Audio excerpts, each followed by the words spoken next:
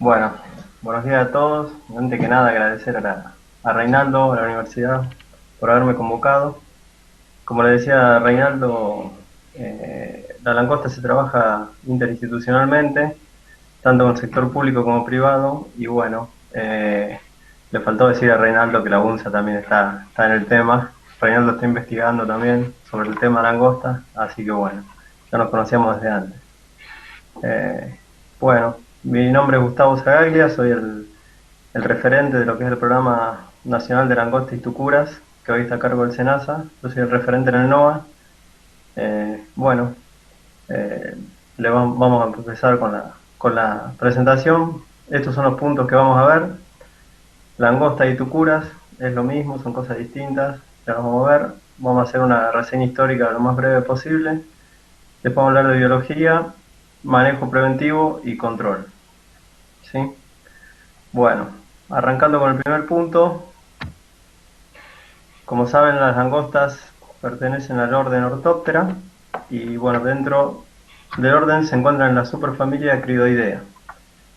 Dentro de esta superfamilia, podemos hacer una distinción entre lo que es tucur y langosta, que no es una distinción taxonómica, sino más bien en relación al comportamiento.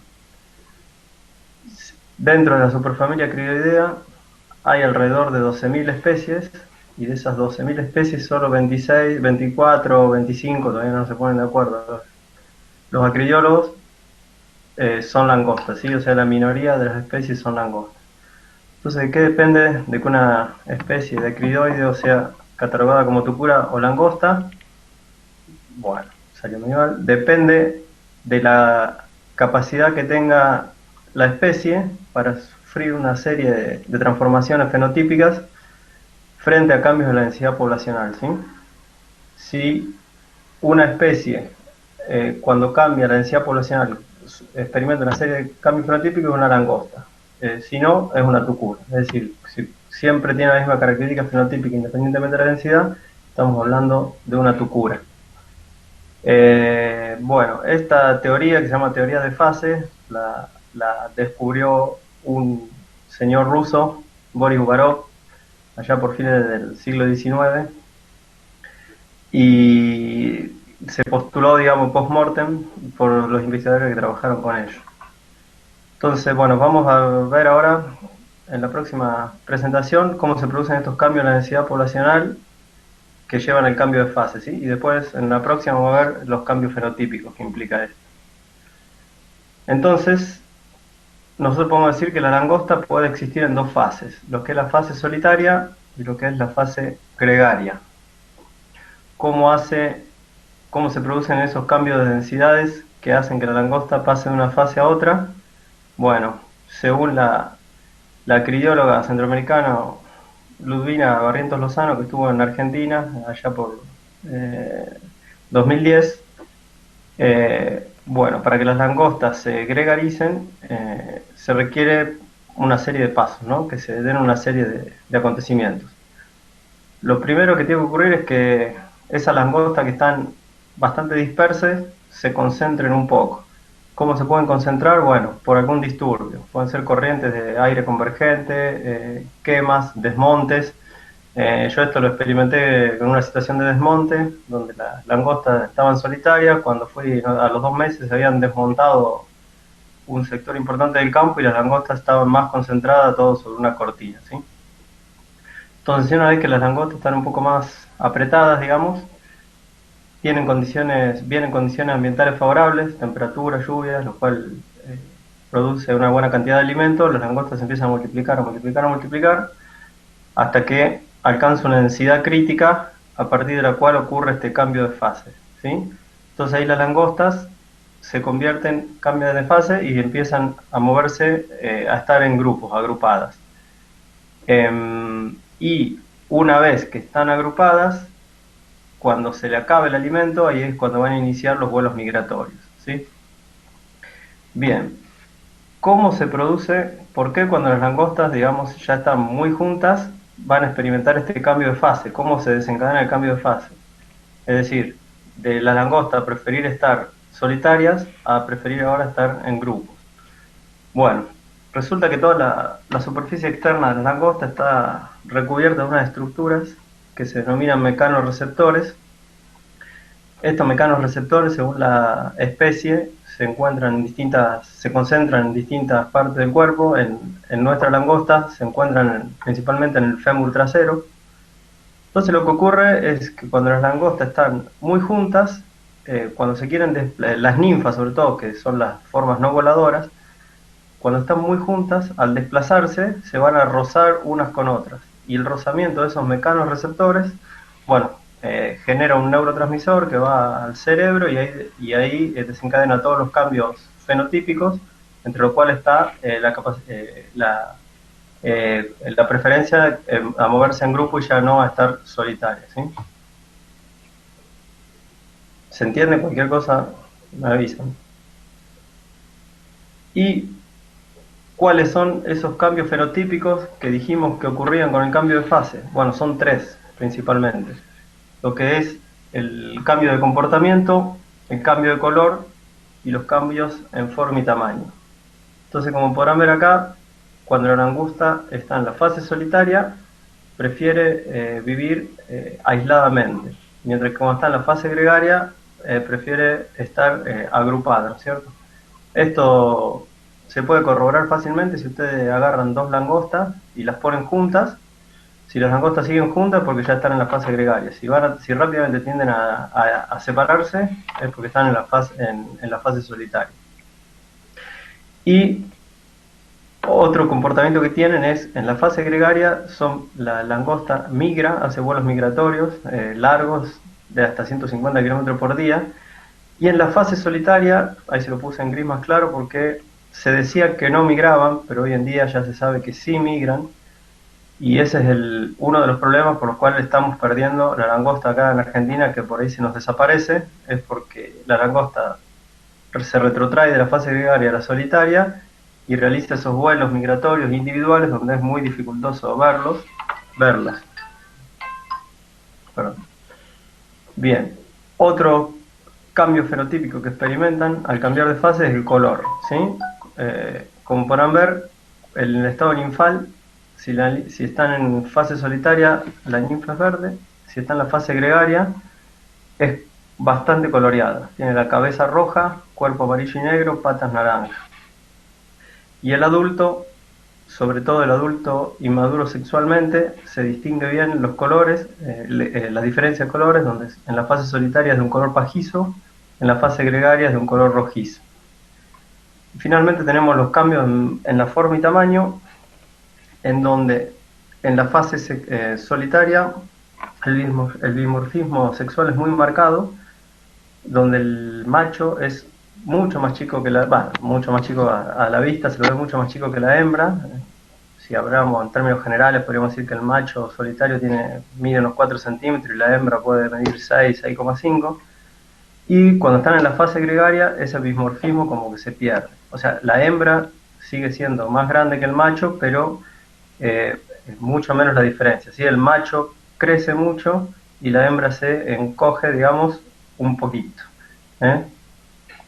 Y después unas relaciones morfométricas que se usan, que no vienen al caso, ya hay que medirla con calibre, pero bueno, por ahí sirve para dar cuenta, si está en la fase solitaria o gregaria, se le mide el largo del fémur, y se mide el largo del fémur y el ancho de la cabeza, se hace la relación y bueno, en la fase solitaria se encuentra por arriba de un cierto valor crítico y en la fase gregaria se encuentra por debajo. Bien, sigamos. Acá tienen algunas fotos para ver cómo acá están las langostas, ya están en la fase agrupada. Fíjense cómo están las ninfas todas juntas. Acá están los adultos todos juntos sobre un árbol. Este árbol prácticamente no se le ven las hojas, son todas langostas adultas. Yo me olvidé decirlo en la filmina anterior, pero estos tres cambios fenotípicos, el primero que ocurre es el cambio de comportamiento. Y después, un poquito más retrasado, viene el cambio de color y el cambio de forma y tamaño, ¿sí? Entonces, ustedes pueden ver como acá hay langostas agrupadas que todavía están de color verde, ¿sí? Todavía no cambiaron al color, a los colores fuertes que tiene cuando está en la fase gregaria, si bien ya se encuentra en la fase gregaria. Acá tienen la migración. en la parte superior izquierda esas son las ninfas que se desplazan caminando, saltando, ¿sí? Ahí están cruzando una ruta. A esa formación se la llama bando o banda de ninfas. Y abajo a la derecha tiene lo que es una manga, ¿sí? Los adultos ya vuelan y se desplazan, por supuesto, volando y forman esas nubes enormes que se llaman mangas. Finalmente, acá para cerrar el tema, les muestro cuáles son creo que son 24 especies de langosta que hay hoy a nivel mundial. En los 5 continentes tenemos langostas. En América, tenemos en América del Sur, América Central, no tenemos en América del Norte. La langosta que tenía en América del Norte se extinguió allá por el año 1900. Eh, bueno, eso para que tengan una perspectiva de todas las especies. Recuerden que dije que la superfamilia Cridoidea tenía 12.000 especies aproximadamente, y 25 son langostas, muy pocas. ¿Y por qué las langostas son peligrosas a nivel mundial, son temidas? Bueno, porque reúnen una serie de características. Primero que son altamente polífagas, ¿no es cierto? Comen de todo, cualquier especie de vegetal, cualquier órgano de la planta le viene bien, si bien tiene sus preferencias, pero come de todo. Las langostas, además de tener preferencia por especies determinadas, tiene una dieta, trata de equilibrar su dieta a lo largo de su vida, con una relación carbono-nitrógeno aproximadamente de 1,7, 1,9, 2,1. Nuestra langosta aproximadamente busca tener una relación carbono-nitrógeno de 1,9, ¿sí?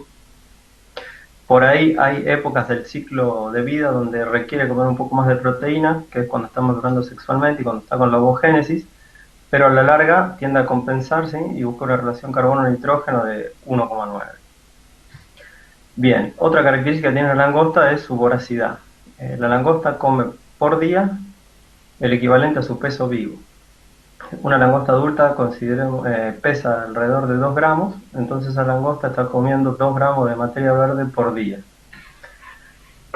Después tienen una gran capacidad migratoria, eso es lo que le anticipé, que una manga de langosta puede volar por día hasta 150 kilómetros, ¿sí? O sea, en un día puede cambiar de país tranquilamente. Tiene una alta capacidad reproductiva, una hembra pone en promedio 400 huevos y, bueno, lo que vimos del cambio de fase, que tiene la capacidad de moverse en grupos, ¿no es cierto? Cuando pasa la fase solitaria a la fase gregaria, se empieza a mover en grupos. Sigamos. Y estos son un par de datos de la FAO. Lo que les decía, que una langosta adulta come su peso vivo por día, o sea, 2 gramos de materia verde por día. Si consideramos que en una manga, por cada kilómetro cuadrado de manga hay 40 millones de insectos, ahí nos da una idea del consumo, ¿no es cierto? Que aproximadamente, bueno, la equivalencia que se hace es que ese kilómetro cuadrado de langostas comen aproximadamente por día el equivalente a 35.000 personas.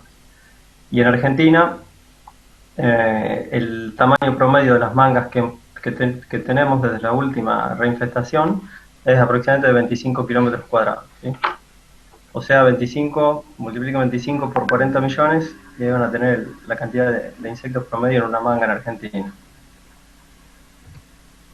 Bien, hagamos una breve reseña histórica. Perdón.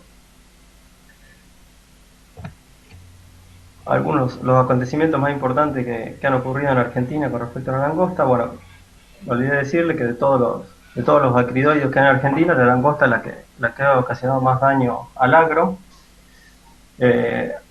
Los primeros registros que se tienen de langosta y de daño por langosta desde el año 1538.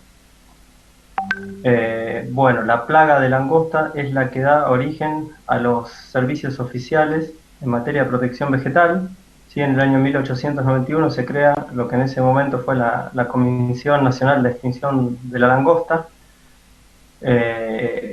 A partir de allí, bueno, los programas de control contra la langosta van cambiando de nombre, van cambiando de ministerio, hasta que finalmente en el año 96 lo hereda el SENASA y es lo que hoy tenemos, que llamamos el Programa Nacional de langostas y tucuras.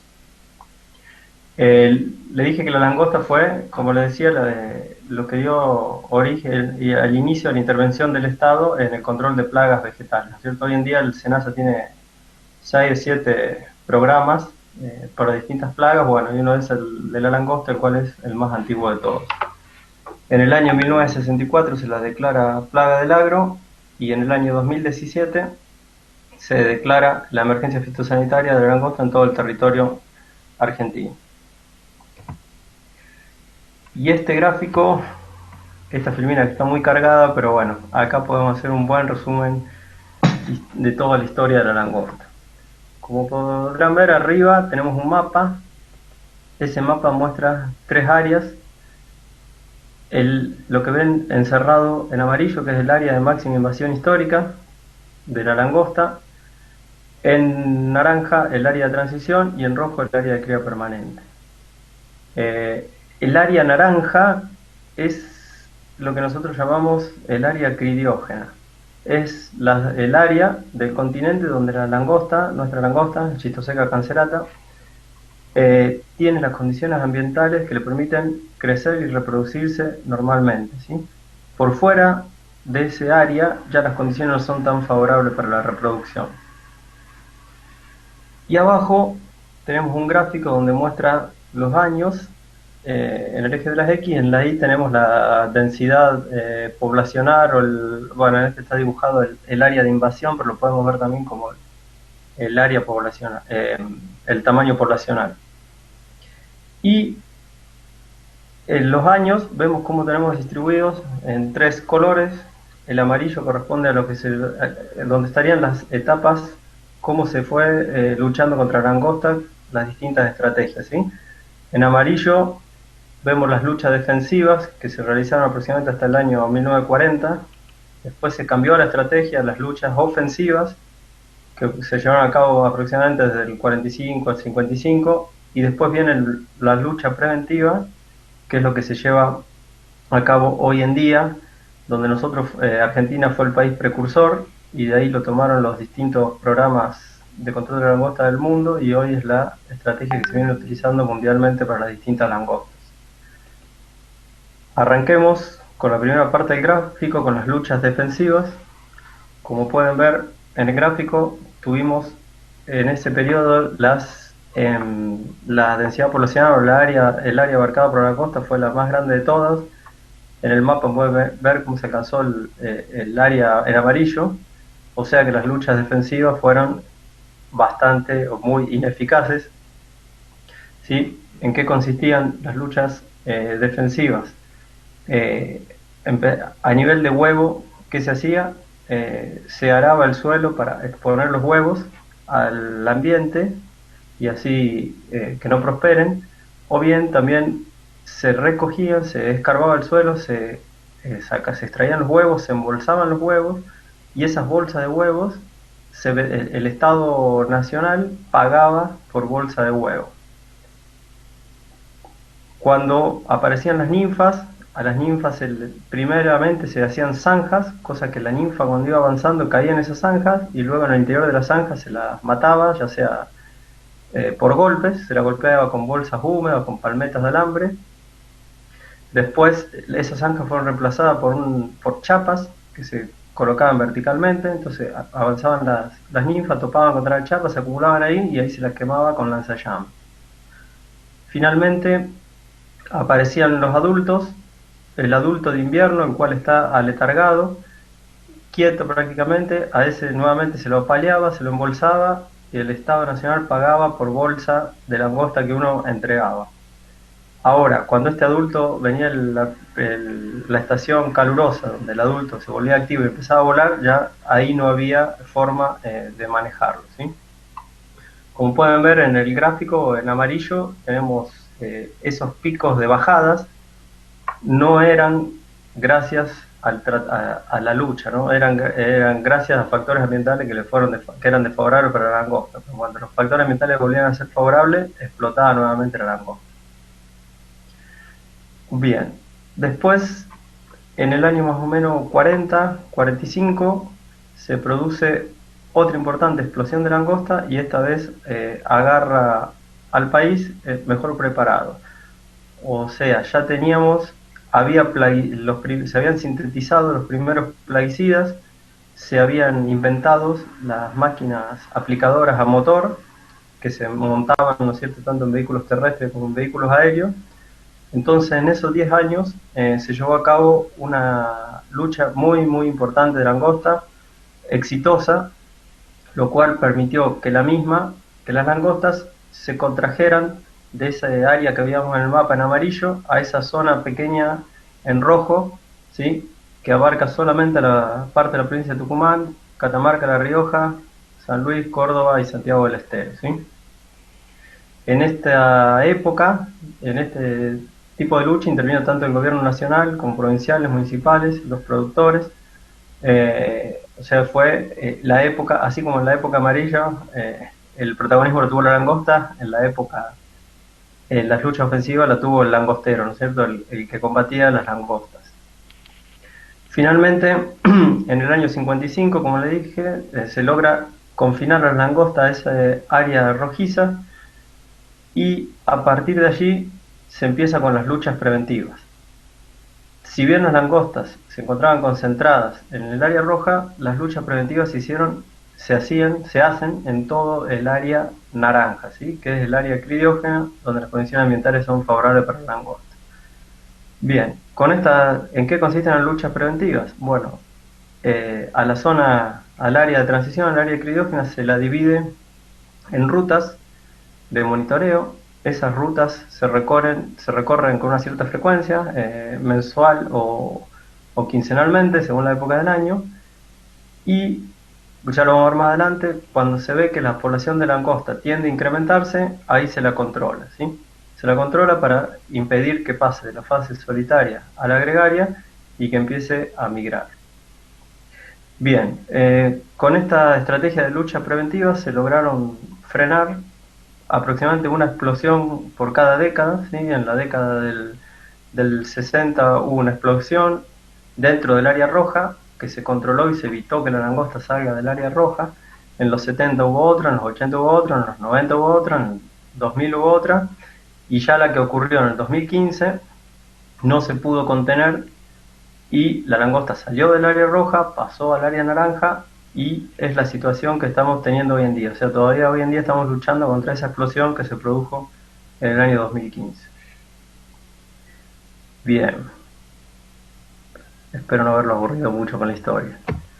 Acá tenemos esto es la lucha defensiva. Arriba a la derecha van a ver los chapones que yo les decía. Ahí el bando de ninfa, cuando viene caminando, saltando, se choca contra esas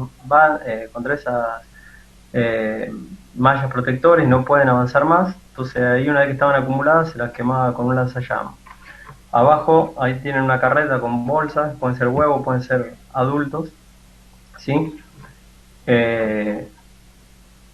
Bien, las luchas ofensivas, que yo le dije cuando se inventaron los plaguicidas sintéticas, ahí tienen los equipos móviles, los equipos mecánicos de aplicación, tanto pulverizadora como espolvoreadores. Fíjense, arriba están haciendo un control ahí con carretas, con una torreta, controlando langosta en plena ciudad, sobre la copa de los árboles. Después, bueno, tienen montado una pick-up, en helicópteros, en aviones.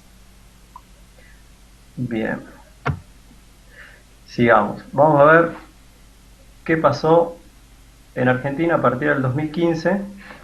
Yo me olvidé de mostrarle en el mapa, a ver si podemos volver. Ustedes fíjense que la explosión, se me fue, la explosión que se produce en los niveles poblacionales que se alcanzaron en el 2015, hacía prácticamente 50, 60 años que no teníamos esos niveles poblacionales en Argentina, ¿sí? Y como les dije, a partir del 2015, el problema que surgió en el 2015 lo seguimos teniendo hoy en día. Entonces, haciendo más hincapié en lo que nos está pasando hoy en día, bueno, la langosta reaparece en Argentina, en el área roja, perdón, en el área de cría permanente, allá por julio del 2015, y permanece activa, gregaria, migrando en mangas, hasta mayo del 2016. Siempre dentro del área de cría permanente, ¿sí? Del área roja, nunca salió de ahí. Todos los controles se hicieron ahí dentro. Llega mayo del 2016 y la langosta desaparece de un día para el otro. No era, o sea, si bien se la controló, los controles tampoco fueron tan exitosos como para que desaparezca así como desapareció. Entonces nosotros pensamos que, bueno, se estaba viniendo el invierno, estaban bajando las temperaturas, la langosta había empezado a letargarse, entonces pensamos que estaba refugiada en los jarasca, en el monte. Esperamos, dijimos, bueno, en la primavera, cuando levante las temperaturas va a reaparecer. No reapareció, en el verano no reapareció, y resulta que en enero del 2017 aparece en Bolivia, de ahí baja a Paraguay, y de Paraguay vuelve a entrar a Argentina en el invierno del 2017. Y pasa algo similar a lo que ocurrió en el 2015-2016. La langosta esta vez está hasta febrero del 2018, y en febrero del 2018 después de nuevo nos desaparece. El último foco lo tuvimos en Cerro Colorado, ahí cerca de Metam, en Salta, digamos, y de ahí fue el último foco donde tuvimos una manga langosta gigante, aterrizó, anduvo por la zona de Cerro Colorado y desapareció nuevamente de la nada. Hasta diciembre del 2018, que aparece en Paraguay, y de Paraguay vuelve a bajar en el invierno a Argentina, y en Argentina la tenemos desde junio del 2019 hasta abril del 2020, donde vuelve a desaparecer ahora por la zona de Catamarca y La Rioja.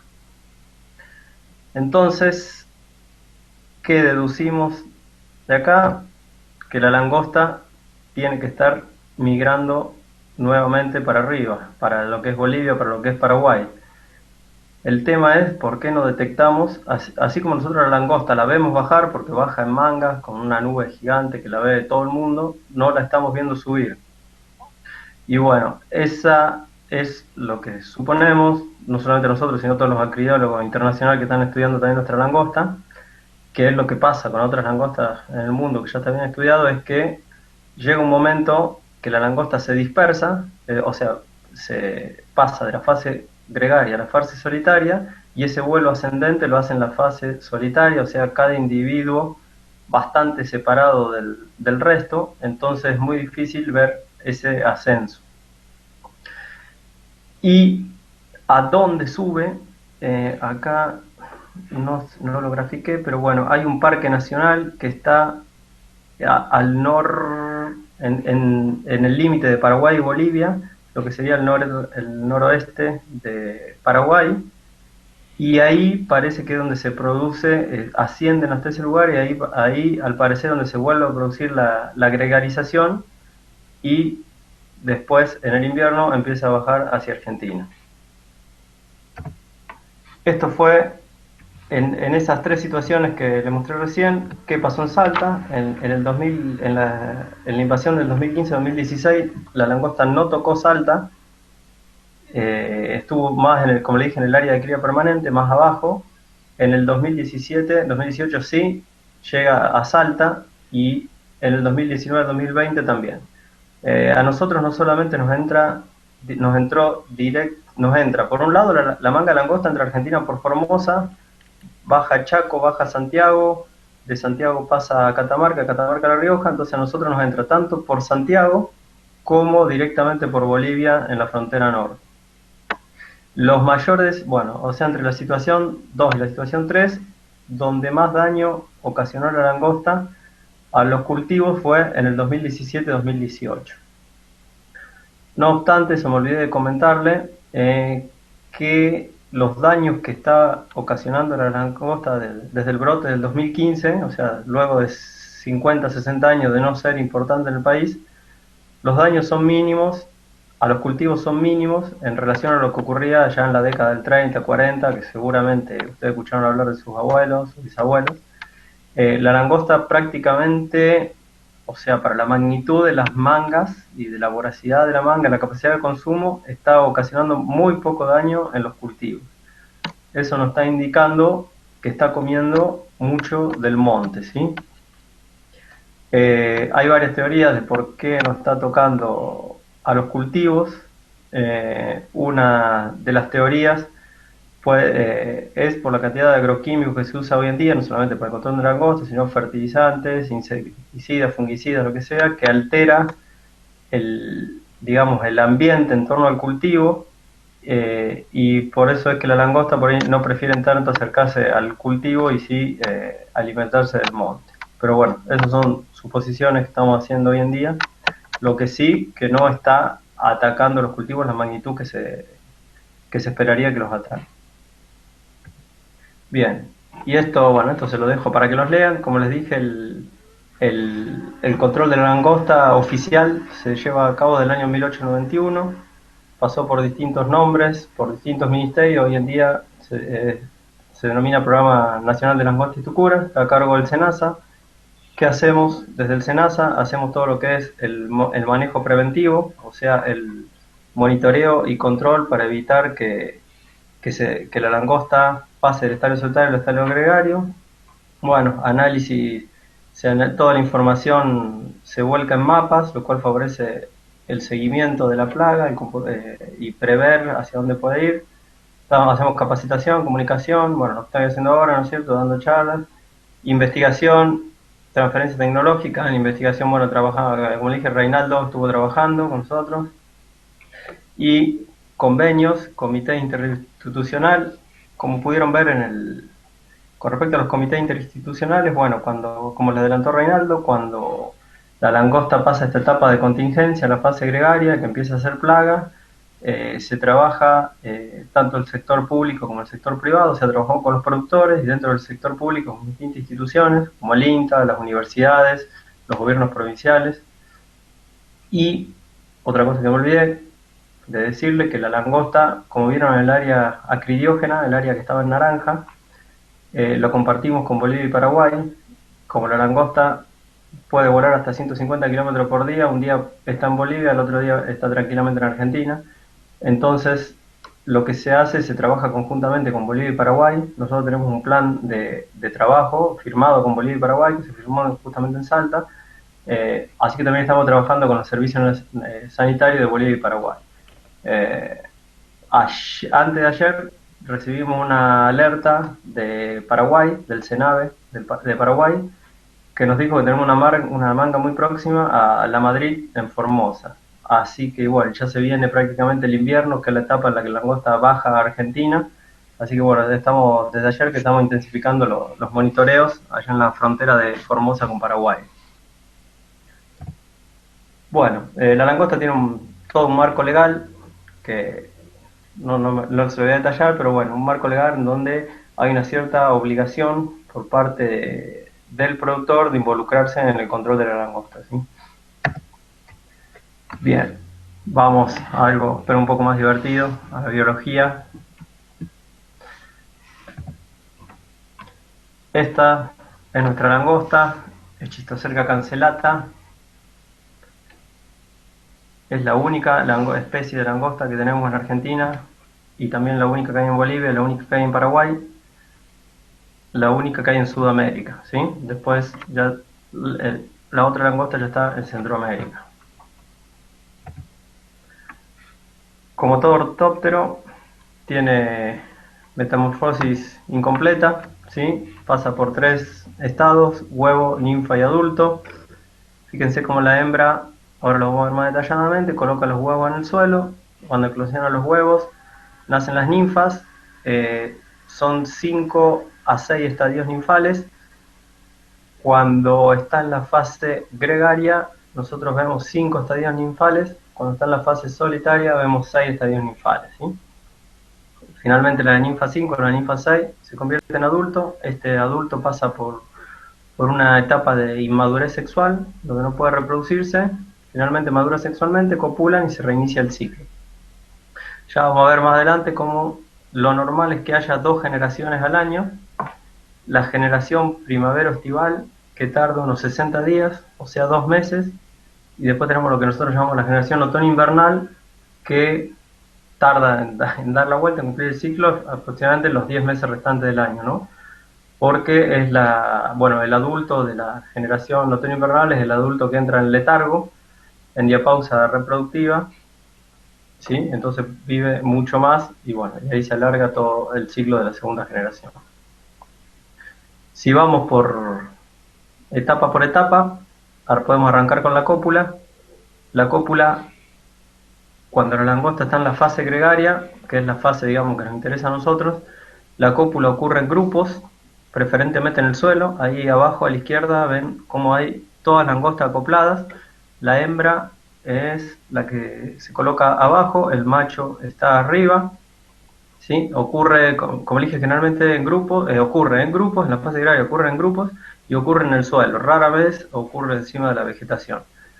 Una vez que la langosta terminan de copular, ustedes van a ver cómo en el campo se ve bien cómo el sitio donde copularon después queda como escarbado, como la tierra removida.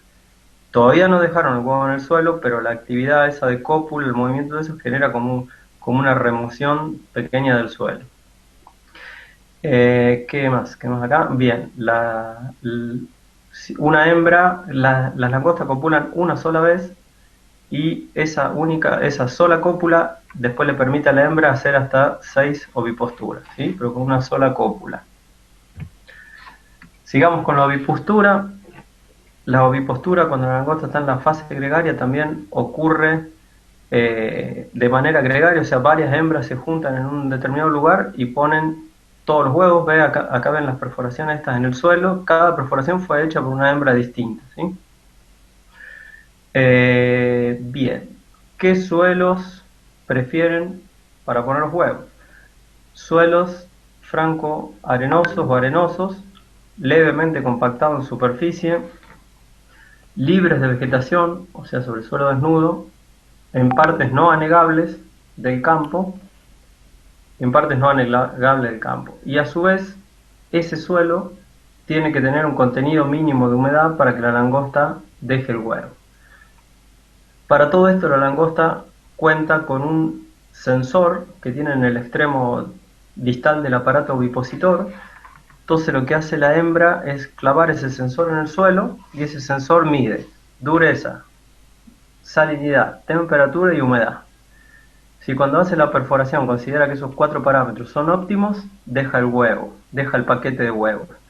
Si no es adecuado el suelo, se va sin dejar el huevo. Entonces el suelo le va a quedar perforado, pero cuando ustedes escarben van a ver que no está el paquete de huevos adentro. ¿Sí? Una hembra aproximadamente hace en promedio, digamos, hace 4 posturas en su vida. Y ese dato que tienen ahí de 25, que se requiere una lluvia de 25 milímetros para que la langosta deje el huevo en el suelo, es un dato antiguo. Nosotros ya con las explosiones del 2015 hemos corroborado que con un menor contenido de humedad del suelo ya la langosta pone huevos, ¿sí? Todavía no tenemos bien ajustado qué contenido mínimo, pero en Rosario de la Frontera habíamos medido que, o sea, cuando se reinició la estación de lluvia en primavera, o sea, el suelo no había recibido agua desde el otoño prácticamente, y en primavera con una lluvia de 9 milímetros ya la langosta dejó huevos en el suelo, ¿sí? Bien, sigamos.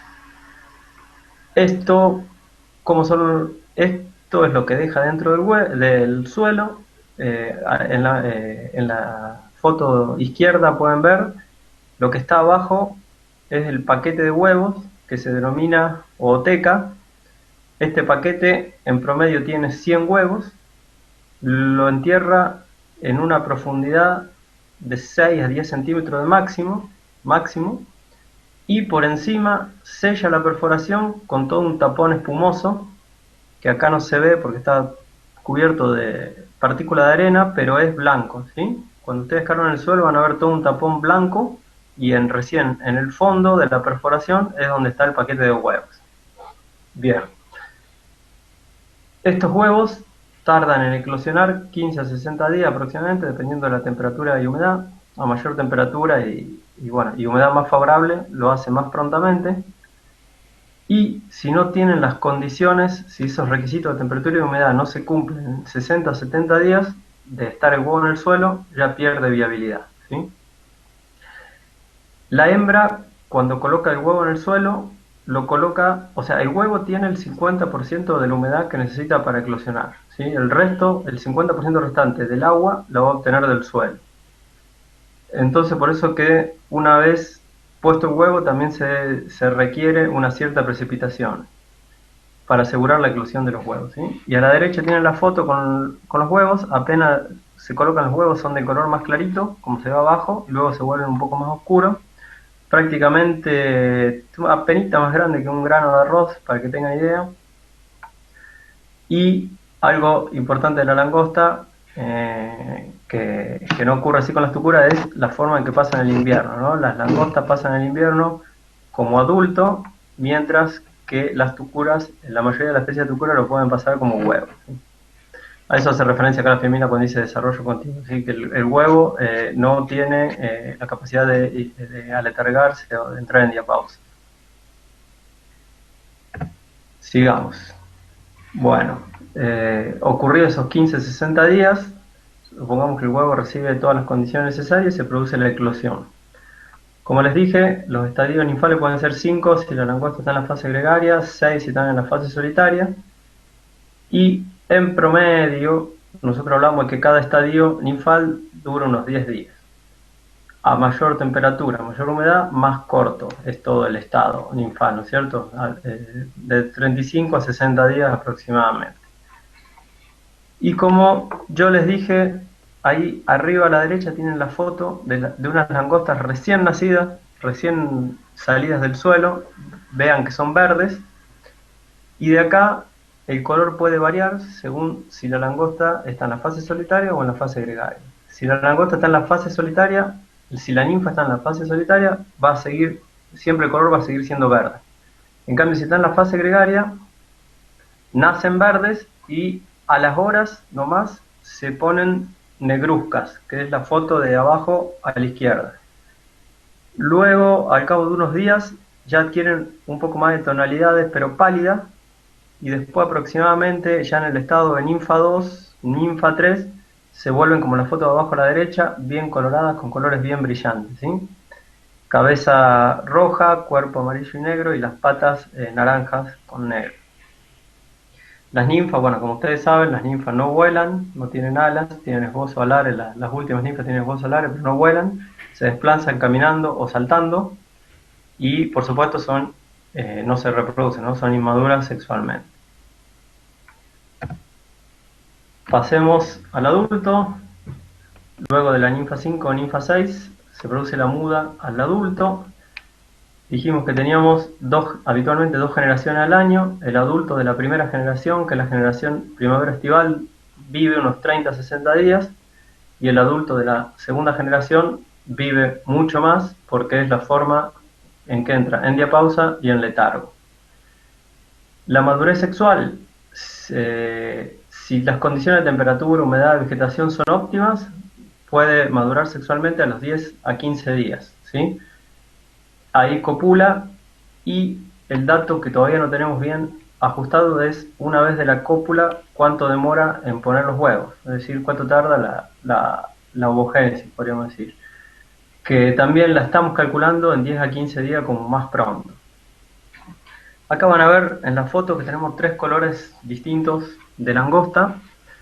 Arriba a la izquierda tenemos una langosta que es rojiza, y abajo tenemos la pajiza, ¿sí? Entonces, y abajo a la derecha tenemos una que no sé si en la foto se ve bien, pero esa es un color amarillo, amarillento y brillosa, brillante.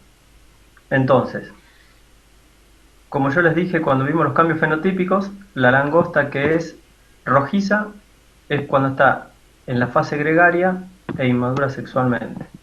Y la langosta de abajo, la que está pajiza, es cuando está en la fase solitaria y también inmadura sexualmente.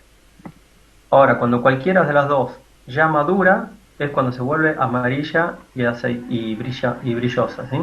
Entonces, ese es un indicador de que la langosta ya está madura sexualmente y que va a empezar la cópula, ¿sí? Cuando se convierte en amarilla brillosa. Bien, la langosta rojiza es la que forma esas mangas migratorias que yo les decía que migran hasta 100, 150 kilómetros por día, y a su vez es el estado de máxima voracidad. Cuanto más come es cuando está en ese color rojizo moviéndose en mangas migratorias. Una vez que la langosta madura sexualmente, ya va perdiendo cada vez más la capacidad de desplazarse esas largas distancias, así cada vez vuela menos. Y una vez que la langosta ha copulado y empieza a desarrollar los huevos en su interior, la hembra ya prácticamente no vuelan casi nada, se quedan prácticamente en el campo, en el lugar donde llegaron, ahí se van a quedar. Si hacen vuelos, son vuelos muy cortitos. Esta langosta que está desarrollando los huevos en su interior, nosotros la llamamos langosta pesada, porque ustedes si la ven volar van a ver como que le cuesta volar y hace vuelos muy cortos, como les decía. Bien, y ahora vamos a ver cómo es el ciclo, la dinámica poblacional de la langosta a lo largo del año. Lo habitual es que las lluvias y las temperaturas favorables, cuando comienza la primavera, empiezan las precipitaciones, las temperaturas empiezan a ser favorables, entonces ese adulto que pasó el invierno en diapausa reproductiva, y si hizo mucho frío también lo pasó aletargado, madura sexualmente, copula, la hembra pone los huevos, se desarrollan las ninfas, se desarrollan los adultos, es decir, tiene lugar la primera generación, que es la generación que nosotros le llamamos primavero-estival. Bien, en fines de febrero, principio de marzo, nuevamente los adultos de esa generación maduran sexualmente, copulan y nuevamente la hembra coloca los huevos, de los huevos se pasa a ninfa, de la ninfa se pasa al adulto, pero resulta que ese adulto de la generación 2 lo va a agarrar el invierno, las condiciones ambientales desfavorables y no le van a permitir madurar sexualmente, ¿sí? Entonces van a entrar en un periodo de diapausa reproductiva que puede estar acompañada por un letargo si el frío es intenso, ¿sí? Entonces ahí y recién van a madurar sexualmente cuando venga la primavera y ahí se reinicia el ciclo, ¿sí? Entonces, esta es la situación habitual de la langosta que le permitiría, digamos, estar en la fase solitaria. Nosotros antes del 2015, le dije que pasó 50 a 60 años sin haber problema de langosta, porque la langosta no era que había desaparecido, sino que estaba en la fase solitaria, cumpliendo estas 2 generaciones al año. Bien, cuando la langosta que está en fase solitaria se gregariza y se convierte en plaga. Cuando yo tengo un invierno cálido y lluvioso, ¿sí? Es decir, cuando las temperaturas y las precipitaciones se adelantan. ¿Eso qué hace? Eso hace que el adulto que estaba en diapausa se despierte antes. Entonces la primera generación se adelanta, la segunda generación se adelanta y queda un hueco para que ocurra una tercera generación, ¿sí? Entonces ahora van a ver cómo en el año, en vez de tener 2 generaciones, paso a tener 3 generaciones. Cuando se produce esto es cuando la langosta pasa de la fase solitaria a la fase, sobre todo si ocurre 2 años seguidos, ¿no es cierto? La langosta pasa de la fase solitaria a la fase gregaria y se convierte en plaga, ¿sí? Empieza a migrar, a formar las mangas migratorias, y bueno, empieza a ocasionar daños ya a la actividad agropecuaria. Y cuando se retrotrae, cuando de la fase gregaria se vuelve a la fase solitaria. A ver, tenemos el ciclo común de 2 generaciones, se vuelve a la fase solitaria cuando yo tengo un verano seco. Este verano seco, ¿qué hace? Impide que el adulto de la primera generación ponga huevos, ¿no es cierto? Tenga la humedad suficiente en el suelo como para poner huevos la hembra, o para que prosperen esos huevos. Entonces, en ese verano seco va a escasear la vegetación, va a escasear la humedad del suelo, los huevos no van a prosperar. Entonces, ese año la langosta va a tener una sola generación. Bueno, esto fue estudiado por dos investigadores, primero por Hunter y Cosenso. Hunter es un acribiólogo australiano que vino a Argentina, trabaja con nosotros. Cosenso es un ex Senasa, un señor ya jubilado. Ellos tomaron toda la información histórica e hicieron lo que se llama el modelo de Hunter y Cosenso. Entonces, ¿qué dice este modelo? Que la langosta se convierte en plaga cuando en vez de tener 2 generaciones al año pasa a tener 3 generaciones al año.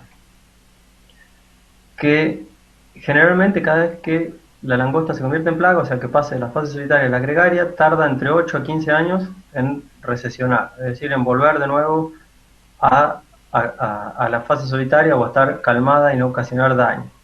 ¿Y qué es lo que se necesita? Lo que veníamos diciendo, se necesita 1 o 2 temporadas con sequía. ¿Para qué? Para que haya una sola generación en vez de dos. Todo esto hace retrotraer a la langosta a los niveles poblacionales que tenía antes de la explosión demográfica, ¿sí? Y este modelo, bueno, fue validado, digamos, por, como le dije, la doctora Barrienta Lozano, que estuvo en Argentina ya para el 2010, y nuevamente corroboró eso, y ahí más o menos lo que le expliqué. Ella dice que la langosta se tiene problema cuando tenemos inviernos calurosos y lluviosos, ¿sí? Que permite que en un año entren 3 generaciones de langosta. Bueno, vamos al manejo preventivo. Espero que... Bueno, después al final hacemos toda la consulta, todas las dudas. Vamos a lo que es el manejo preventivo. Le dije que el manejo preventivo era la estrategia de lucha que se hacía hoy en todo el mundo. Inventado, surgido acá en Argentina, exportado. Como siempre, en Europa, Asia, África tienen mucho mayor presupuesto al que tenemos nosotros.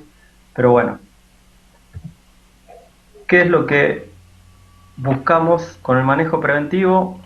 Es evitar que la langosta pase de la fase solitaria a la fase gregaria, ¿sí? Yo acá me olvidé de comentarle, pero, perdón, de la fase solitaria, la langosta le dije que en la fase solitaria era de color verde, en la fase gregaria es bien colorada, bien brillante, con los colores rojo, amarillo, negro y naranja, pero primeramente pasa por una etapa intermedia que se llama transiens, que es de un color, la ninfa de un color también amarronado, no muy brillante. Entonces el objetivo, lo que se hace con el manejo preventivo es, se monitorea la langosta, y cuando se ve que la ninfa está queriendo o se está convirtiendo en transiens, en ese color, en la foto que ven arriba, ahí se realiza un control para que la gregarización no prospere, ¿sí? Bueno, hoy el manejo preventivo, como le dije, lo hace el Programa Nacional de Langosta y Tortugas del SENASA, en donde trabajamos en todo el área de transición. Era el área naranja, ¿se acuerdan de del mapa? Por supuesto que del lado argentino, del lado boliviano, está el programa de langosta de Senasac de Bolivia. Del lado paraguayo tiene el Senave, tiene su programa de langosta. Entonces tratamos de trabajar conjuntamente, ¿sí? ¿Qué es lo que se hacen? Se hacen lo que nosotros llamamos prospecciones extensivas, sistemáticas y permanentes. Como les dije, dividimos a la zona acridiógena argentina en rutas. Esas rutas se recorren quincenal o mensualmente, todo el año, y se va parando cada X cantidad de kilómetros, ¿cierto?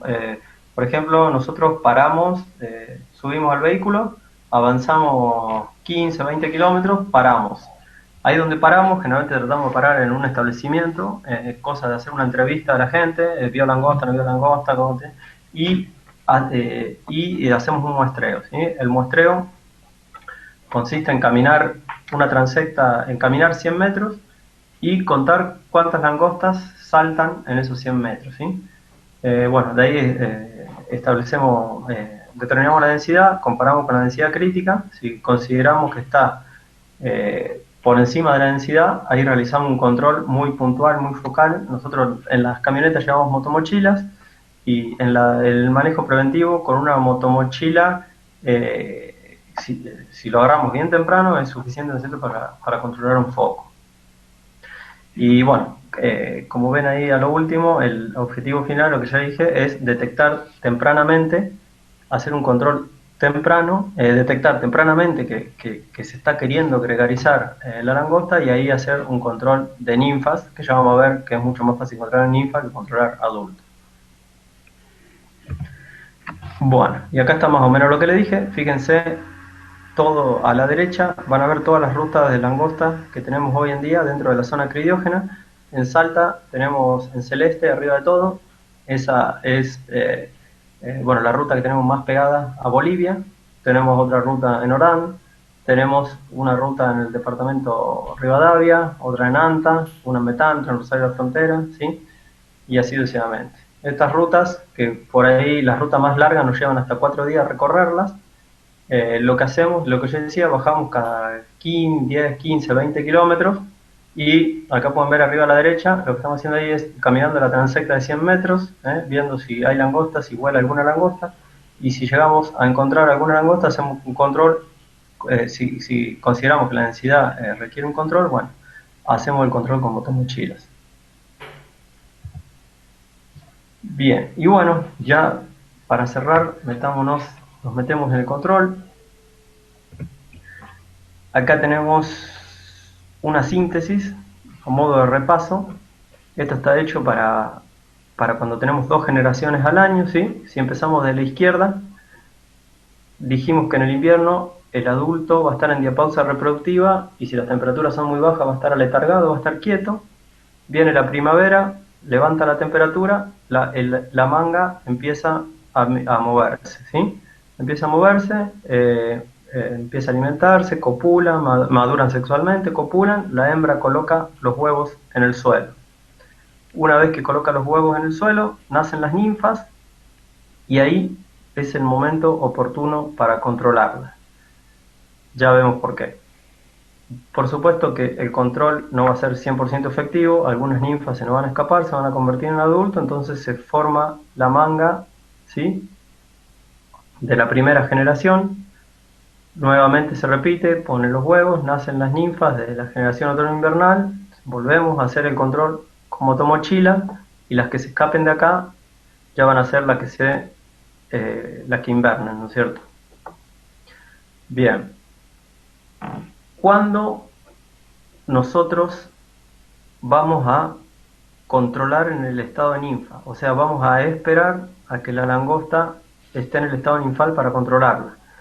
Cuando estemos dentro del manejo preventivo, es decir, cuando las densidades de langosta todavía son relativamente bajas, cuando la langosta está en la fase solitaria o está queriendo gregarizarse.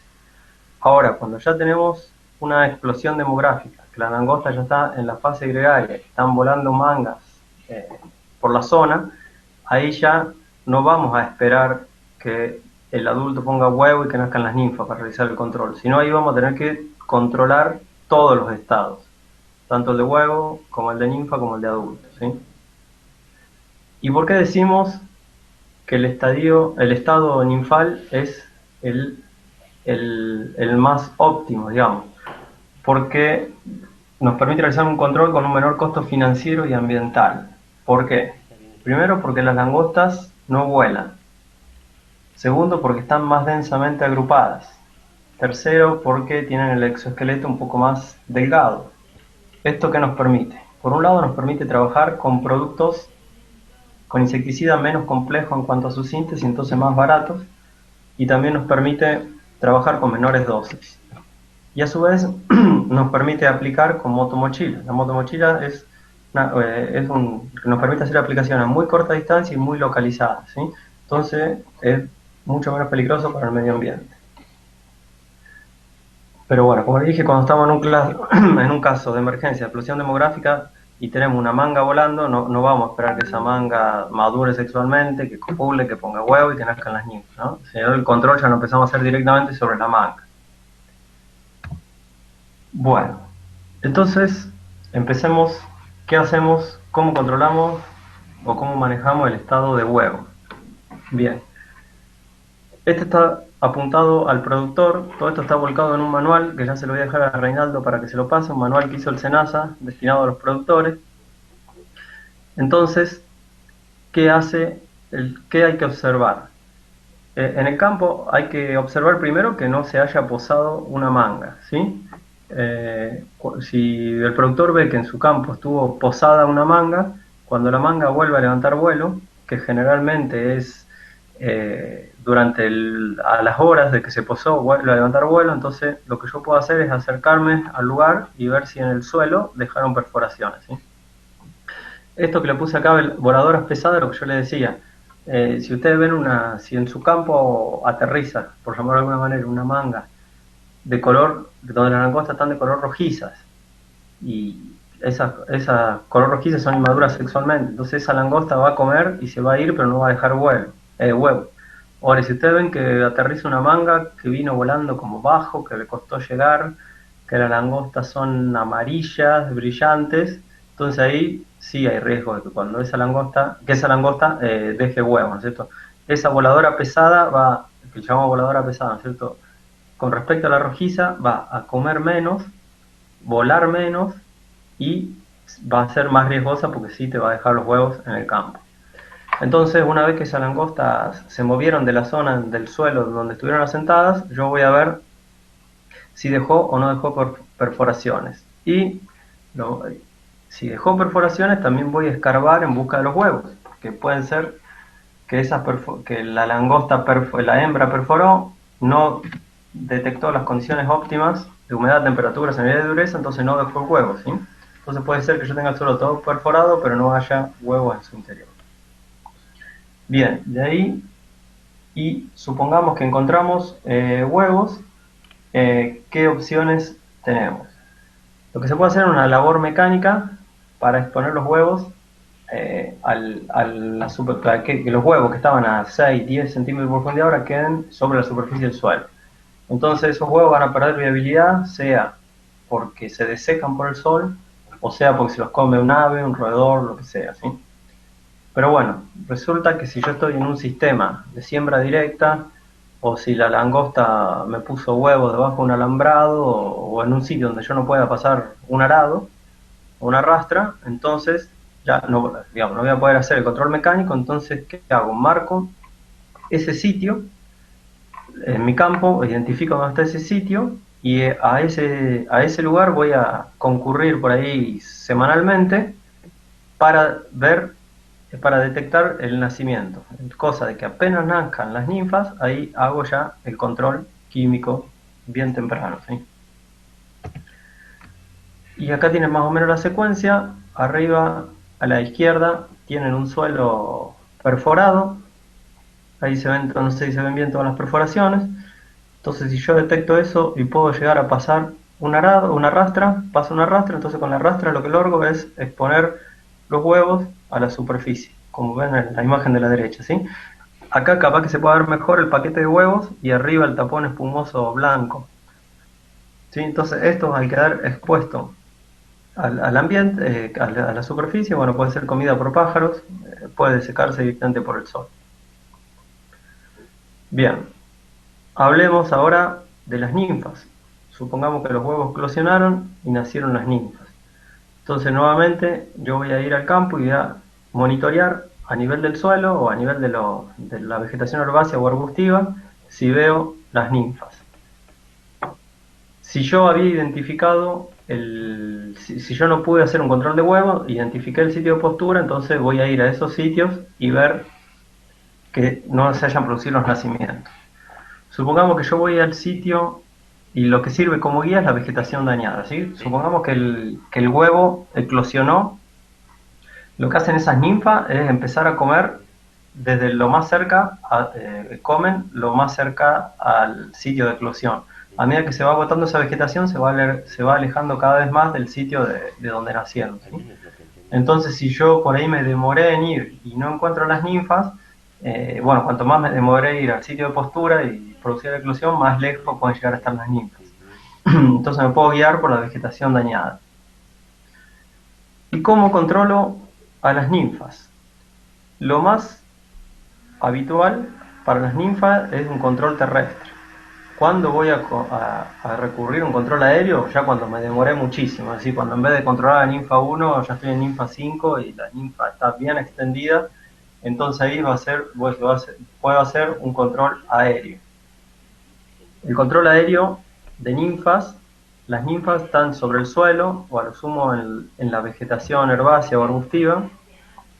Así que digamos, el control aéreo yo lo voy a hacer cuando estoy sobre un lote. No voy a hacer un control aéreo sobre un monte porque para que el producto llegue al suelo se va a requerir una concentración muy alta, lo cual puede ser primero no va a ser tan efectivo y va a ser perjudicial para mucha fauna benéfica, ¿cierto? ¿Y qué alternativas tengo en ninfa? Yo puedo aplicar directamente sobre el insecto, ¿no es cierto? Es decir, yo aplico el producto sobre el insecto. Para eso voy a utilizar un piretroide, ¿cierto? Que tiene un alto poder de volteo. Y la otra opción es que yo haga una aplicación preventiva, ¿sí? Es decir, yo le voy a aplicar a la vegetación, cosa que si viene el insecto y coma esa vegetación, se contamine, ¿sí? Y para eso voy a utilizar un producto con ciertas características sistémicas, como es, por ejemplo, el fipronil, ¿sí? Entonces, para ninfas yo puedo hacer tanto aplicación directa sobre el insecto como aplicación preventiva por si viene el insecto. Bueno, nuevamente repasemos lo que dije. Estas de acá son las ninfas recién nacidas. Supongamos que, y no sé si se llegan a ver como unos pelechos blancos que corresponden a la ninfa cuando nace, como que experimenta una muda. Entonces estos pelechos blancos también son un indicador de que se produjo la eclosión. Supongamos que ustedes no fueron al sitio de postura y ya las ninfas no están, ustedes van a ver la perforación como un poco explotada y todos estos pelechos blanquecinos alrededor, ¿sí? Eso es un indicador de que ya se ha producido la eclosión. Por supuesto, si escarban en el fondo si escarban un agujero, van a ver que no está más el paquete de huevos, ¿sí?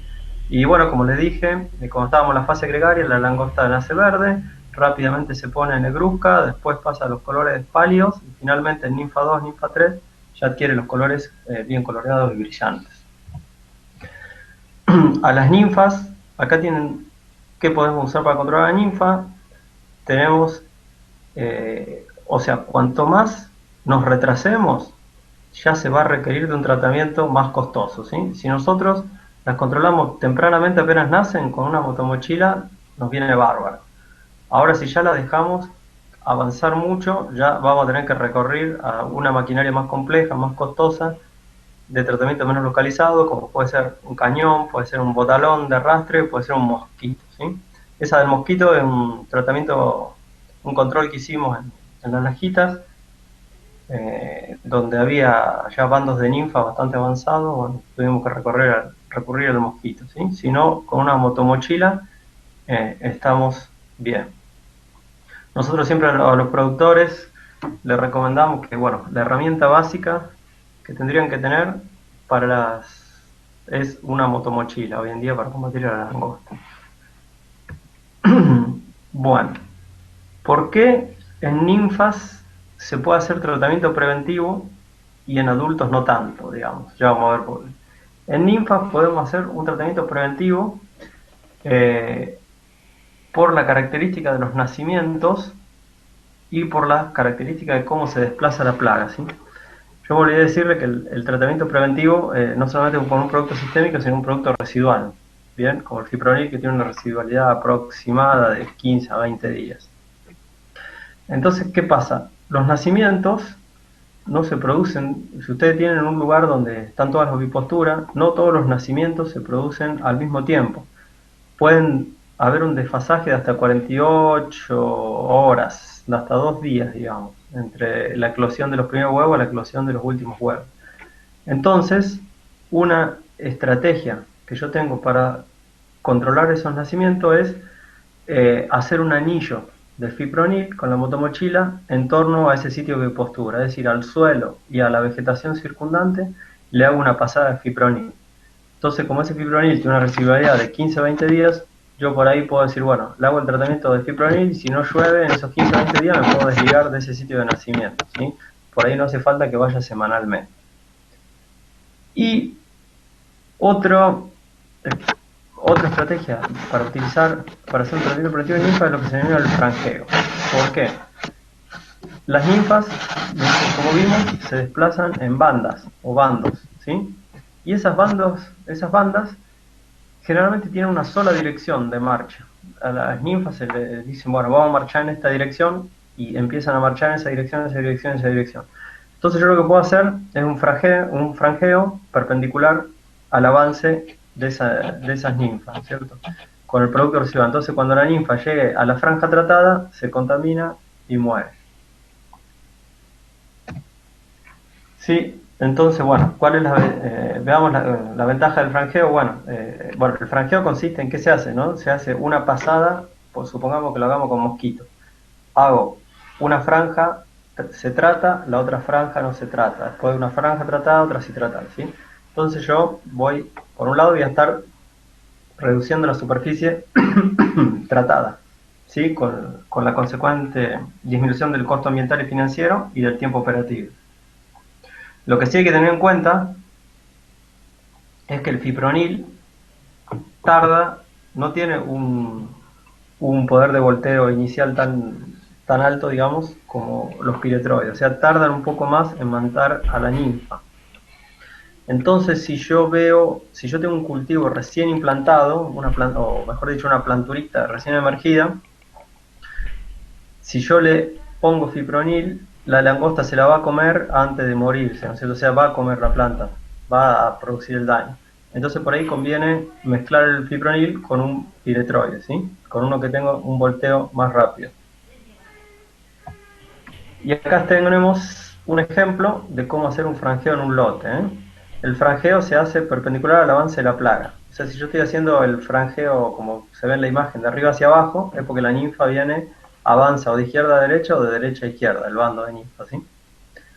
Entonces, el ancho de la franja a tratar va a ser el ancho de trabajo, ¿no es cierto? Que puede ser 30 50 metros, o sea, con mosquito, o con avión, con botalón, ¿sí? La franja tratada va a tener 30 50 metros. Y ahora, ¿qué ancho tiene que tener la franja no tratada? Eso va a depender del estadio ninfal. Una ninfa 1 no se mueve, no se desplaza más de 50 metros por día aproximadamente, mientras que una ninfa 5 llega a desplazarse 500 metros por día, ¿sí? Entonces yo puedo jugar con esas distancias. Si tengo una ninfa 1, voy a hacer o sea, la franja no tratada va a ser más estrecha, y si tengo una ninfa 5 ya puede ser más amplia el espacio sin tratar, ¿sí? Y en caso de monte, ¿qué pasa si yo tengo un monte? Lo que se hace, el monte se hace un frajeo periférico, o digamos un anillo, que es más o menos lo que yo haría en torno al sitio de ovipostura.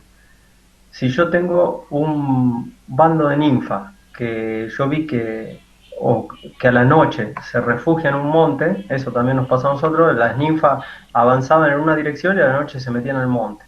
Entonces yo, a la mañana temprano, antes que la ninfa salga, yo puedo hacer un anillo de piretroide, un anillo con fipronil en torno al monte, ¿sí? Sobre la vegetación periférica del monte, sobre el camino, entonces cuando salga, la ninfa se va a contaminar. Bueno, como yo le dije antes, si yo tengo las ninfas en el interior de un monte, no voy a realizar un tratamiento aéreo porque no le va a llegar el producto a las ninfas que están sobre el suelo o sobre el estrato herbáceo. Bien, y ahora llegamos al adulto, que el adulto es el estado más difícil de controlar, a su vez el estado que más pánico causa al productor, a la población en general, y es siempre donde se producen los mayores conflictos, o cuando aparece una manga, ¿no? Que quieren controlarla, o se quiere controlar y no se tienen los resultados esperados. Bien, entonces, ¿cómo se va a controlar al adulto? Principalmente se hace con pulverización aérea. Y terrestre se puede hacer solamente con un cañón cuando la manga se posó en alguna cortina o en alguna bordura, ¿no es cierto?, en donde permite la llegada del cañón. Y lo que se hace generalmente es lo que es la aplicación directa, o sea, yo aplico directamente sobre el insecto con un producto con alto poder de volteo como es el piretroide. La aplicación preventiva prácticamente no se usa, salvo que yo tenga un cultivo muy costoso, Pero si yo hago una aplicación preventiva para adultos, ya no la voy a poder hacer en franja, sino que la voy a hacer porque el adulto viene volando y puede caer en cualquier parte del lote, ¿no es cierto? Entonces ya voy a tener que hacer una cobertura total. Entonces tiene que ser un cultivo muy costoso para que yo lo proteja preventivamente, ¿no es cierto? Aparte, también está en cuenta el azar, que la manga puede no caer nunca en mi campo. Se puede estar en el campo del vecino, pasar el campo del otro vecino, saltando mi campo y nunca cae en el campo, ¿no es cierto? Bien, o sea, la principal forma de control de adultos es mediante vuelo aéreo y haciendo una aplicación directa sobre el insecto con Piretroid. Bueno, y acá está toda la dificultad, porque es dificultoso controlar a un adulto. Para controlar, ¿qué hace una manga? Una manga prácticamente durante el día está volando, baja un rato a la vegetación, come o descansa y levanta vuelo a los minutos, a la hora, 2 horas, levanta vuelo, sigue volando, vuelve a aterrizar cuando se cansa, vuelve a bajar, a alimentarse o a descansar y así sucesivamente. Hasta que llega el atardecer.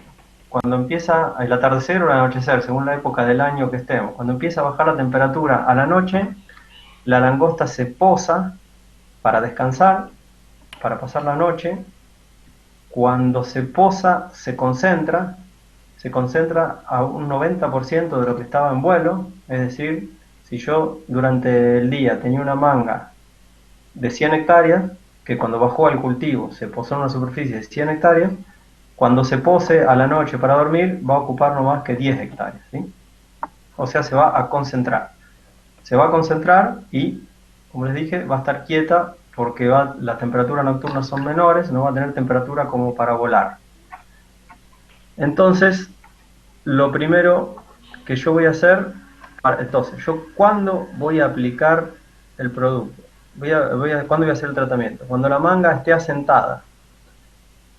Por un lado, como les dije, porque va a ocupar una menor superficie, entonces yo voy a gastar mucho menos producto. Nosotros nunca hicimos una aplicación mayor a 300 hectáreas. Ustedes tengan en cuenta que esa manga, por decir algo, de 300 hectáreas asentada, durante el día ocupó 3.000 hectáreas. ¿Sí? Otro motivo por el cual voy a hacer la aplicación con la manga asentada e inmóvil es porque no va a tener riesgo el aviador. Si el avión está en el aire y se enfrenta a una manga, la manga se puede meter en los motores, en el parabrisas, le quita la visibilidad, es muy riesgoso. Entonces, ¿cuándo voy a aplicar yo? ¿O cómo se procede, mejor dicho? Durante el día lo que hacemos nosotros es seguir a la manga, ¿sí? Nosotros la manga la vamos siguiendo, hasta que se posa al atardecer. Nosotros ya vemos que la manga se posa para pasar la noche. Entonces, una vez que el primer inconveniente es seguir durante el día a la manga, porque la manga no va por arriba de los caminos. Hay veces que se mete en el monte, se mete tras de una montaña, se mete en un campo donde ya no hay acceso, donde está con candado, etcétera, etcétera, etcétera. O sea, no es fácil poder seguir a la manga todo el día. Supongamos que la pudimos seguir hasta el lugar donde se posa para pernoctar. Bueno, tenemos que poder entrar a ese lugar también. Ese lugar tiene que ser accesible. Supongamos que podemos entrar a ese lugar. Lo que hacemos es, generalmente ya trabajando con linterna, con reflectores, es delimitar el sitio donde están posadas, que como le dije generalmente es menor a 300 hectáreas. Una vez que delimitamos ese polígono con un GPS, metemos las coordenadas, por ejemplo en Google Earth, marcamos el polígono y con el zoom vamos viendo qué hay adentro de ese polígono. Supongamos, si dentro de ese polígono hay un pueblo, ya no se va a poder hacer un tratamiento aéreo. Si hay no sé, hay apiarios, tampoco se va a poder hacer el tratamiento. Si hay una escuela, no se puede hacer el tratamiento. Salvo que en ese interín de la noche hasta el amanecer podamos contactar bueno, en la escuela nosotros hicimos un tratamiento abriendo una escuela, pero bueno, ¿por qué? Porque pudimos contactar a en esa noche se contactó a todo el mundo para suspender las clases por 3 días. Bien, entonces supongamos que se pueda, que esté todo ok, entonces a la mañana, con la primera luz, se hace el vuelo aéreo. Si yo dejo pasar más tiempo, o sea, a medida que va aumentando, que va amaneciendo, va aumentando la temperatura, hasta que las langostas ya tienen la temperatura adecuada para volar, levantan vuelo y se van, ¿sí? Para ponerle un caso extremo que nos pasó en Catamarca, en pleno verano, la manga se terminó de asentar, como hacía mucho calor, la manga se terminó de asentar para pernoctar a las 11 de la noche. A las 11 de la noche terminamos de delimitar a la manga a las 12 de la noche. A las 12:30 nos reunimos con el piloto, pasamos las coordenadas, dijimos todo, bueno, vimos que por suerte dentro del polígono no había nada. Entonces al piloto le dijimos que a las 6 de la mañana tenía que estar aplicando. Resulta que el piloto a las 6 de la mañana el aeropuerto no le daba el ok para despegar, se hicieron las 7 de la mañana y a las 7 de la mañana ya la manga se empezó a mover, entonces tuvimos que suspender el tratamiento, ¿sí? Para que tengan una idea, nosotros cuando nos entra la manga que nos entró de Paraguay este invierno, nosotros le pudimos hacer el primer tratamiento se lo pudimos hacer recién a los 40 días, porque nunca, siempre por una u otro motivo, no podíamos delimitar el polígono o no podíamos hacer blanco, ¿sí? Y hay mangas que directamente, o una fracción de una manga, nunca se la pudo controlar, ¿no es cierto? O sea, entró de Paraguay, cruzó Formosa, Chaco, Santiago, Catamarca, La Rioja, y nunca le pudimos dar, nunca pudimos hacer blanco. Bueno, ahí tienen, ¿cómo le aplicamos? ¿Con el avión o con un cañón? Yo me olvidé de decirle que la manga a la noche pernocta, descansa sobre el estrato más alto que encuentra en el lugar, es decir, generalmente sobre el estrato arbóreo.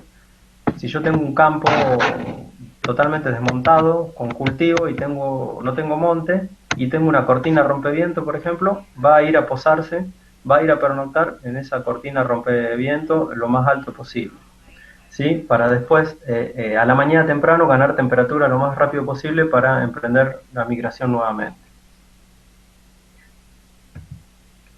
Bien, ¿qué productos tenemos para langosta?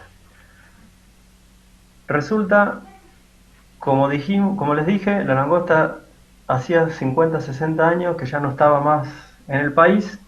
Entonces, cuando la langosta reaparece en el 2015, nos encontramos que los 3 productos que estaban disponibles, tres productos habilitados para controlar langosta, o sea que en el marbete les va a decir para langosta tal dosis, eran el acefato, el carbaryl y el fenitrotión, ¿sí? Productos por ahí bastante riesgosos hoy en día, caros.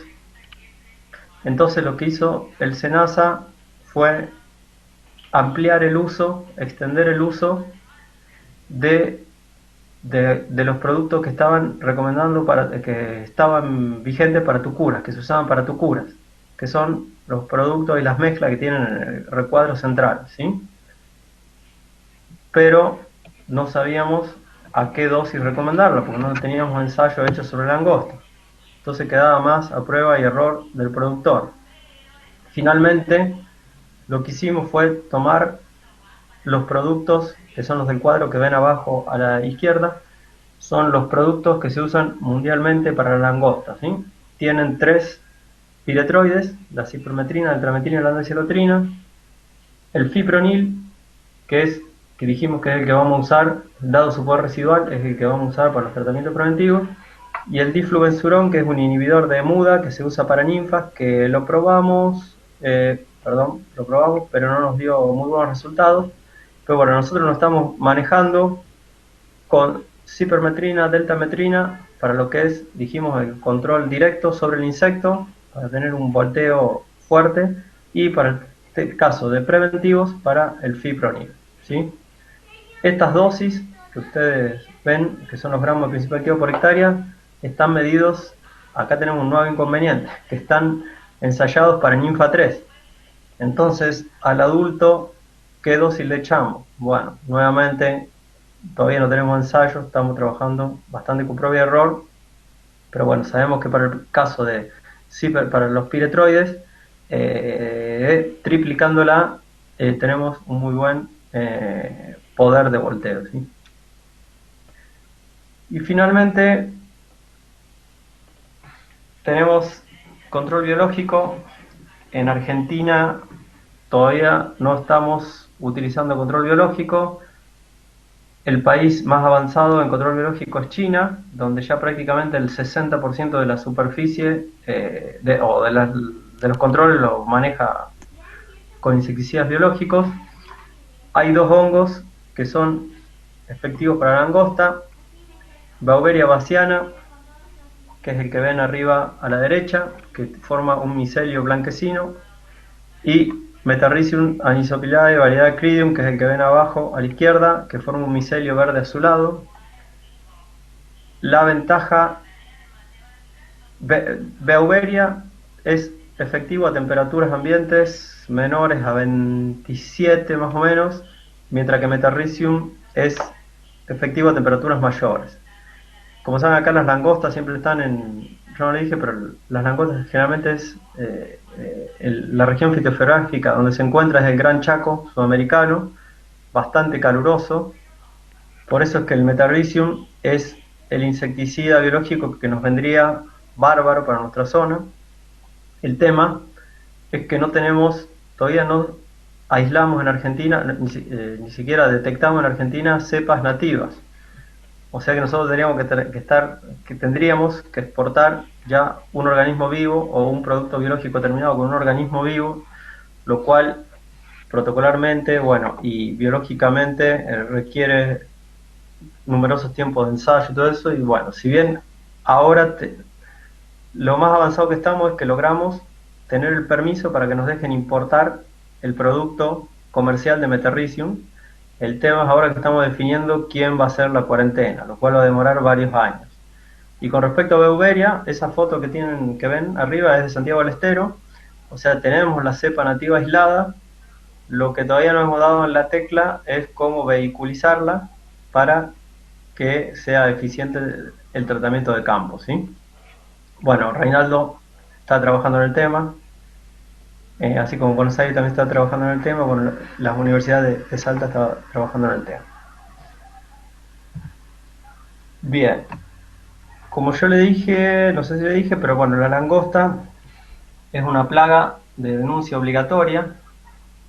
La denuncia interesa para nosotros poder guiarnos en dónde ir a buscar la langosta, ¿no es cierto? Nosotros no podemos abarcar todas las hectáreas de la zona cridiógena, siempre necesitamos la ayuda de los productores, de los centros urbanos, ¿no es cierto?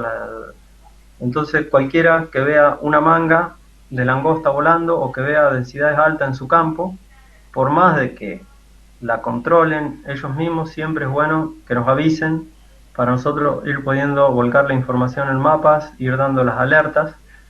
Y bueno, tenemos 3 canales de denuncia: una vía telefónica, una vía de mail y una aplicación de celular que se descarga de Play Store para Android, ¿sí? Que esa aplicación eh, no solamente esa aplicación, mejor dicho, te toma el mail del teléfono, te toma automáticamente las coordenadas del lugar, te permite cargar una foto, cargar un texto. Y bueno, a nosotros no es más fácil resolver una denuncia por la aplicación, ya que con la foto nomás ya podemos descartar si se trata de una langosta o se trata de alguna tucura, ¿sí? ¿Qué más? Bueno, eso es todo.